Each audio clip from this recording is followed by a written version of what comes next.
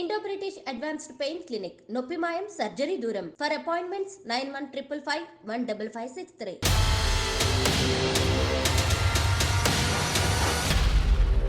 నమస్తే, welcome to legal talk with Anusha. ఇవాళ మన గెస్ట్ ప్రముఖ న్యాయవాది, high court and supreme court advocate Sai Krishna Azad గారు ఉన్నారు. వారితో మాట్లాడదాం. నమస్తే సార్. నమస్తే అండి. సార్, ఎవ్రీ వీక్ మనం ఒక ప్రాబ్లం తీసుకుని దానికి మీదైన శైలిలో లీగల్గా ఎలాంటి సొల్యూషన్స్ ఉంటాయి, మోరల్గా ఎలాంటి సొల్యూషన్స్ ఉంటాయి అన్నీ ఇస్తున్నాం. సో ఇవాళ కూడా ఒక కేసు వచ్చింది. నాకు నిన్న ఒక అమ్మాయి కాల్ చేసింది. తన భర్తతో ఏదో ప్రాబ్లము, కానీ ఇది ఇప్పటి వరకు వచ్చిన సమస్యల్లో ఇది చాలా, మరి నేను చెప్పడానికి నాకు అర్థం కావట్లేదు, ఒక జుగుప్సాకరమా లేకపోతే అయ్యో డిఫరెంటా ఏంటి? ఆ అమ్మాయి అసలు నా లైఫ్ ఎందుకు ఇంత దారుణంగా తయారైంది, ఏంటి నా పరిస్థితి, దౌర్భాగ్యమైన స్థితిలో ఉన్నాను అని మాట్లాడుతుంది. అమ్మాయికి పిల్లలు కూడా ఉన్నారు. పూర్తిగా మాట్లాడదాం. ఒకసారి అమ్మాయి నెంబర్కి కాల్ చేద్దాం. ఇప్పుడు చేద్దాం. మనం లీగల్ టాపిక్స్ ద్వారా చాలా మందికి కూడా ఇప్పుడు అవేర్నెస్ ఇస్తూ ఉన్నాం, అలాగే మనకి సొల్యూషన్ కూడా చూపిస్తూ ఉన్నాము. ఖచ్చితంగా చేద్దాం, అమ్మాయికి మంచి దారి ఇద్దాం. మనం చేద్దాం. చెయ్యండి ఒకసారి. కాల్ చేస్తాను సార్. ఇక్కడ ఏమవుతుందంటే లీగల్ దాంట్లో కొన్ని బాధ వినిపిస్తుంటే హుందాగా వ్యవహరించలేకపోతాం. ఖచ్చితంగా సార్, ఆ లైన్ క్రాస్ చేయాల్సిన సిచ్యువేషన్ వస్తుంది, బాధ అనిపిస్తుంది. అవును. హలో హలో, ప్రసన్న గారు ఉన్నారండి? ప్రసన్న మాట్లాడుతున్నాను మేడం. నమస్తే అండి. అదే నిన్న కాల్ చేశారు కదా, నా పేరు అనుష. మీరు ఐడ్రీమ్కి కాల్ చేశారు, నిన్న నాతో మాట్లాడారు. నమస్తే మేడం. అయితే ఇప్పుడు మనం లీగల్ టాక్ ప్రోగ్రామ్ నుండి చేస్తున్నాను. మనకి ఇప్పుడు అడ్వకేట్ గారు కూడా ఉన్నారు, సాయి కృష్ణ ఆజాద్ గారు. సో మీ ప్రాబ్లం ఏంటి క్లియర్గా మీరు చెప్తే ఏం సొల్యూషన్ ఇవ్వచ్చు అన్నది మేము మాట్లాడి చెప్తామమ్మా. ఒకసారి మీ ప్రాబ్లం చెప్పండి. Okay madam. సార్ నమస్తే సార్. నమస్తే అన్నమ్మ. ప్రసన్న గారు చెప్పండి అమ్మా, మీ ప్రాబ్లం ఓపెన్గా చెప్పండి. మీరేం భయపడాల్సిన అవసరం లేదు. ఇప్పుడు లీగల్ టాక్స్ ప్రోగ్రామ్ ద్వారా ఎంతోమందికి మేము ఈరోజు వాళ్ళకి దారి చూపించామమ్మా. మీ జీవితంలో కూడా ఖచ్చితంగా మీరు దారి చూపిస్తాము. మీరు ఓపెన్గా ఉన్నదన్నట్టు చెప్పండి. ఓకేనమ్మా, చెప్పండి. ఓకే మ్యామ్, నాకు పెళ్ళయి 15 సంవత్సరాలు అవుతుంది మ్యామ్. నాకు 2 పిల్లలు ఉన్నారు మ్యామ్. నా భర్త పేరు Suresh madam. Okay okay madam, నా జీవితంలో ఒక దారుణమైన సంఘటన జరిగింది. అసలు ఎలా చెప్పాలన్నది ఏంటి కూడా నాకే తెలియట్లేదు మేడం. అంత దారుణమైన స్థితిలో ఉన్నాను మేడం నేను. ఓకే, చెప్పండి. అది బాధించేది కూడా నా భర్త వల్లే మేడం. నాకు అది ఆ ఇబ్బంది వల్లే నేను ఎవరికి చెప్పాలో కూడా అర్థం కాక మీ వరకు రావాల్సి వచ్చింది మేడం.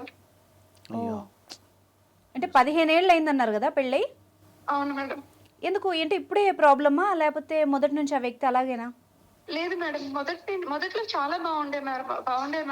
ఎంత బాగుండేవారంటే నేనంటే అతనికి చాలా అంటే చాలా ఇష్టం మేడం. అతనన్నా నాకు ఇష్టమే. నేను నా పైన తనకు చూపించే ప్రేమలో ఎటువంటి ఇబ్బంది కూడా, ఎటువంటి మార్పులు కానీ అలాంటివి ఏమీ ఉండేవి కాదు మేడం. ఓకే. కానీ ఇలాంటి పరిస్థితికి నేను వస్తానని నేను ఎప్పుడూ అనుకోలేదు మేడం. ఇప్పుడు అంటే ఎవరైనా, అంటే ఆయన లైఫ్ లో ఎవరన్నా ఉండడం అలాంటివి ఏమన్నా ఉన్నాయా? వివాహేతర సంబంధాలు లాంటివి ఏమన్నా ఉన్నాయా? అవును మేడం, ఉన్నాయి మేడం. Okay okay. అంటే సంబంధము అంటే అది అమ్మాయిల వరకు అంటే అనుకోవచ్చు మేడం. అది అక్కడతో ఆగలేదు మేడం. ఏంటి, అమ్మాయిలతో కూడా సంబంధాలు ఉన్నాయి మేడం. ఓకే. పెళ్ళైన ఇన్ని సంవత్సరాలకి ఆయన మాట్లాడటం, కంటిన్యూగా ఫోన్ కాల్స్ మాట్లాడటం ఇలా కంటిన్యూ అవుతుంది మేడం. అది సరే, ఆఫీస్ కాల్స్ వస్తున్నాయిలే అని అనుకునేదాన్ని మేడం. పెద్దగా నేను నోటీస్ చేసేదాన్ని కాదు. కానీ ఆ కాన్వర్సేషన్ అన్నది రెగ్యులర్ గా నైట్ టైమ్స్ కూడా అవుతున్నాయి మేడం. ఓకే. ఎవరు నంబర్స్ వస్తాయి, తర్వాత ఫ్రెండ్స్ అంటారు, అబ్బాయిలను కూడా చెప్తారు మేడం. అబ్బాయిలు అంటే ఇంకా నేను అంతగా అనుకునేదాన్ని కాదు మేడం. అబ్బాయిలతో కూడా గంటలు మాట్లాడుతుంటే సరే ఎవరో ఫ్రెండ్స్ చేసుంటారులే మాట్లాడుతున్నారు, కొలీగ్స్ ఫ్రెండ్స్ కూడా అవ్వచ్చు కదా. అవును మేడం, చెప్పు. అలానే అనుకున్నాను మేడం నేను కూడా మొదట్లో. కానీ నాకు తెలియనిది ఏంటంటే మేడం, అసలు సడన్ గా ఒక రోజు నాకు ఒక కాల్ లో నేను ఒక చిన్న కాన్వర్సేషన్ విన్నాను మేడం. నువ్వు అలా ఉన్నావు, ఇలా ఉన్నావు, అలా ఇట్లా అని కొంచెం న్యూడ్ గా మాట్లాడటం మొదలు పెట్టారు మేడం. ఓకే, ప్రైవేట్ టాక్స్ ఏమన్నా జరిగాయా? Yes madam. అరే ఏంటి ఈయన ఇలా మాట్లాడుతున్నారు, ఇతను చాలా మంచివారు కదా, ఇలా ఎలా మాట్లాడతారు, అసలు ఎవరితో మాట్లాడుతున్నారు ఏంటి అన్నది నాకు అసలు నిజంగా చెప్పలేని పరిస్థితి మేడం. అసలు అర్థం కాలేదు మేడం. స్టన్ అయిపోయింది నిజంగా. ఎవరైనా అమ్మాయి తెలిసిన వాళ్ళు అలాగా ఎవరన్నా ఉన్నారా? ఉన్నారు మేడం, తనకి కొలీగ్స్ ఉన్నారు. కొలీగ్స్ అంటే ఆఫీస్ లో అమ్మాయిలు అబ్బాయిలు ఉంటారు కదా మేడం, అట్లా కొలీగ్స్ తో మాట్లాడుతున్నారని అనుకున్నాను మేడం.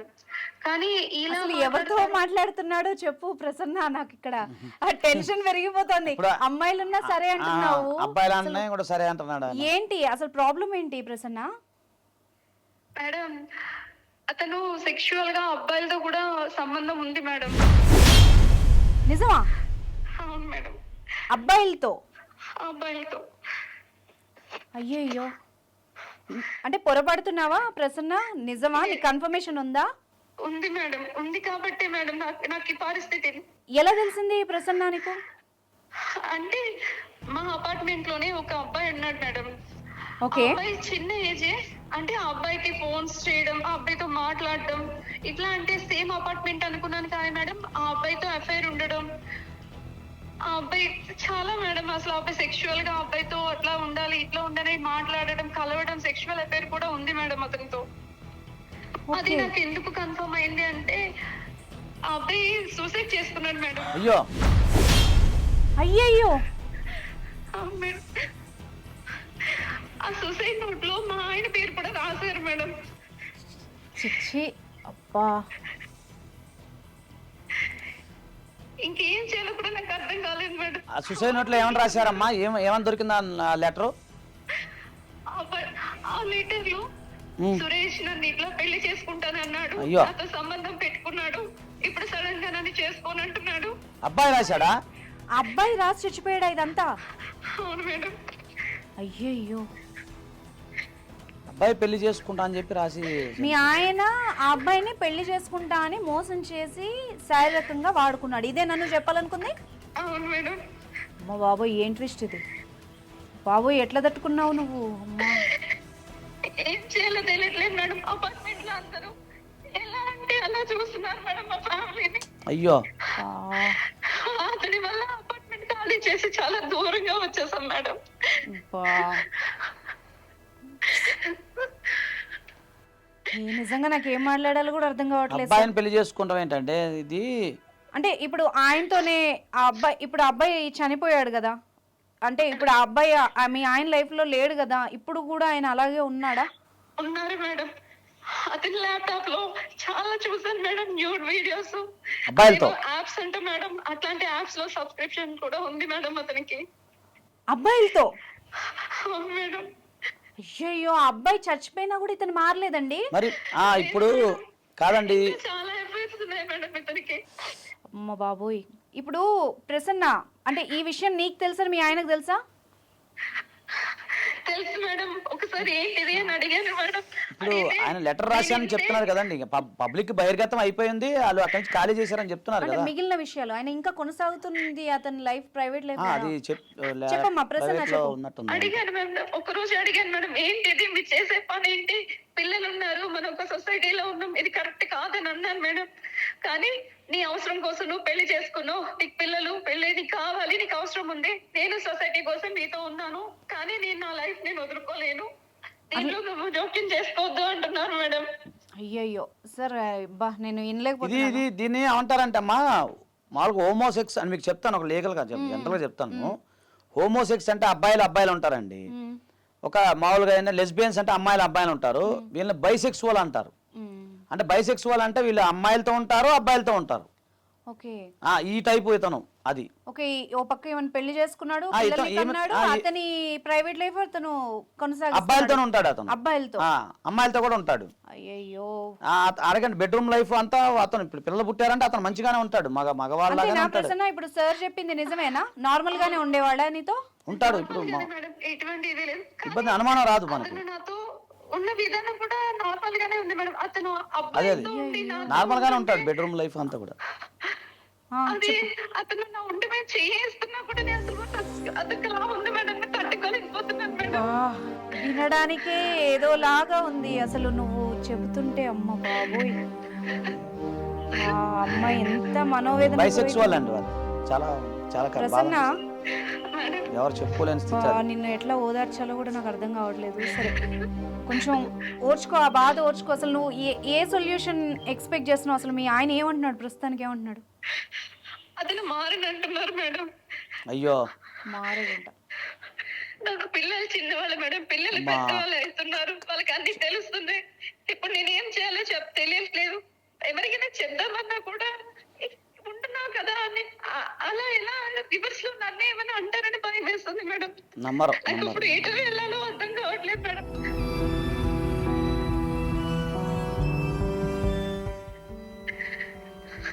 అయ్యో నేను నా పిల్లలు సూసైడ్ చేసుకోవాలి మేడం, అదే తప్ప వేరే ఆప్షన్ లేదు మేడం.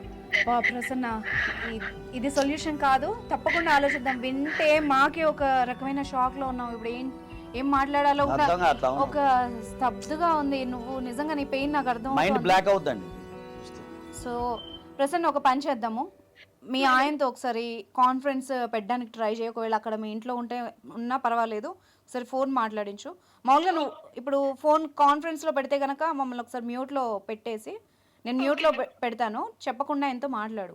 బాబాయ్ నాకు ఏం మనం విందాం మాట్లాడాలో కూడా విందాం అర్థం ఆయన కావట్లేదు. ఏమంటారు వాళ్ళిద్దరు ఏంటో మాట్లాడుకున్న ఈ- తర్వాత మనం విందాం. ఈ సమస్య అన్నాక అసలు అదేనండి. నాకు ఏం మాట్లాడాలో కూడా అర్థం కావట్లేదు. బైసెక్సువల్ అంటారు వాళ్ళని. చూస్తానికి నార్మల్ గానే ఉంటారు. ప్రసన్న, చేస్తావా కాల్?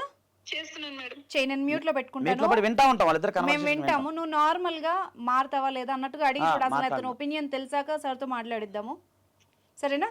Okay madam. నిజంగా నాకు అసలు ఏం మాట్లాడుతున్నానో నాకు అర్థం కావట్లేదు ఇది విన్నాక. అయ్యో మీకు తెలియదండి, బైసెక్సువల్ అంటారు వీళ్ళు. జనరల్గా ఇట్లా ఎవరికి తెలియకుండానే ఉంటారండి, ఎవరికి తెలియకుండా ఉంటారు. భార్యతో చాలా ప్రేమగా ఉంటారు మళ్ళీ. హలో, ఏమండి? చెప్పు ఏంటి? చెప్పు ఏంటి? ఎందుకు కాల్ చేసావు? ఏం లేదండి, మన గురించి చెప్తున్నానండి. మీరు చేసే పని అసలు బాగాలేదు. మన గురించి, మన పిల్లల గురించి ఆలోచించండి. ఏంటి ఏం ఆలోచించాలి? అన్ని బాగానే ఉన్నాయి కదా, ఏం కావాలి? ఇది కాదండి, మీరు చేస్తున్న పని అసలు అసలు వీడియోస్ ఏంటండి? ఏమైంది? వీడియోస్ ఏంటి? అర్థం కాదా? నేను చూసాను, మీ ల్యాప్టాప్ లో నేను చెక్ చేశాను. మీరు చేస్తున్నది అసలు ఏం బాగాలేదు. అవును, నేను అలాగే ఉంటా. ఒప్పుకుంటున్నాడు. అయితే ఏంటి? అలా కాదండి. నీకు ఇప్పుడు ఏం తక్కువ చేసా? అన్ని బాగానే ఉన్నాయి కదా నీకు కూడా ప్రతిదీ. నాకు మొదటి నుండి అది అలవాటే, అలా అంటే ఇష్టమే నాకు. అబ్బాయిలతో గడపడం, మాకు ఫ్రెండ్స్ ఉన్నారు అలా చాలా వరకు. ఛీ, ఇప్పుడు నీ ప్రాబ్లం ఏంటి అందులో? తెగిడిచాడండి. అది కాదండి, అసలు అదే కదండి ప్రాబ్లం. మీరు అసలు అలా చేయడం ఏంటండి? ఛీ. మనం ఇప్పుడు బాగానే ఉన్నాం కదండి. మీరు అలా అబ్బాయిలతో అసలు అసలు ఊహించుకోవడానికి అసలు నా వల్ల కావట్లేదు. నీకు పెళ్లి చేసుకున్నాను, పిల్లలు ఉన్నారు, అన్ని రకాలుగా సంసార పరంగా బాగానే సుఖ పెడుతున్నావు కదా, అన్ని ఫైనాన్షియల్ గా బాగానే ఉన్నావు, బిజినెస్ బాగానే ఉంది. నీ మట్టుకు నీకు బాగానే చూసుకుంటున్నా కదా, ఇంకేం ప్రాబ్లం ఉంది నీకు? నాకు అడ్డం ఏంటి? నీకు అడ్డం ఏంటి నాతో? నాకు ఇవన్నీ కాదండి, నాకు మీ ప్రేమ కావాలి. కానీ మీరు ఇచ్చే ఈ ప్రేమ అక్కడ ఇక్కడ అసలు అలా వద్దండి. లేదు, నేను వదిలిపోయాను. నాకు మొదటి ఇంట్రెస్ట్. నాకు పెళ్లికి ముందు నుండి బ్యాచులర్ లైఫ్ నుండి నాకు అలాగే. నాకు ఫ్రెండ్స్ చాలా మంది ఉన్నారు. మొదటి నుండి హాస్టల్లో ఉన్నాను. నేను హాస్టల్ లైఫ్ లో అంతే, బ్యాచులర్ గా రూమ్ లో ఉన్నాను. మా ఫ్రెండ్స్ చాలా మంది ఉన్నారు అలా. నాకు అలాగే ఇష్టం మొదటి నుండి. ఇప్పుడు నీకు అభ్యంతరం ఏంటి? నీతో ఉంటున్నా కదా బాగా. పాపం ఏమవుతుంది నీకు ఇప్పుడు?